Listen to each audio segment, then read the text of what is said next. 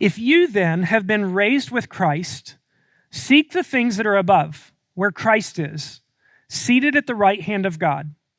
Set your mind on the things that are above, not on the things that are on earth. For you have died, and your life is hidden with Christ in God. When Christ, who is your life, appears, then you also will appear with him in glory. All right, short passage connecting the reality of the theology that we've just walked through with what we should do with it. First thing is to set your mind on the things of God. You set your reality on the things of God, on the fact that Jesus died and rose for you, that Jesus gives you life for each day, that God has a plan for your life. Not just a plan for when you die, but God has a plan for your today. And we can get real simple.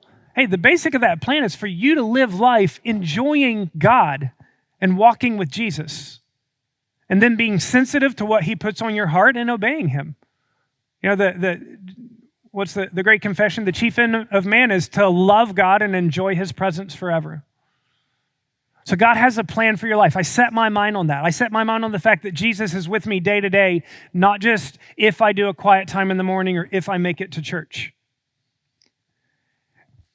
And if we set our mind on the things of God, we set our focus on the things of God, then our affections start to go that way as well. Why? Because feelings follow focus, not necessarily facts. So there are Christians who have genuinely put their faith in Jesus who live a completely dejected life because they focus on everything around them. They focus on themselves. They focus on what everybody else has compared to what they have. They focus on what they can't do instead of who God is, what he's done for them, and what he's trying to do in their life. I'm going to give you an example of this. I was visiting a graveside, and as I was leaving the graveside, there was a younger lady, and she had a couple of little kids with her. And they were at the graveside, and it looked something like I'm going to put up here on the screen here. It wasn't this one, but it looked quite like this. It was like black granite with a big tombstone marker and like a 6-foot long by 3-foot slab. And they were bringing flowers. There were fresh flowers on it. And as I talked to this lady, I found out some of her story. She'd been married to the man who was now buried here. About a year before, he had passed away suddenly. And the 2 little children with them, those were their kids.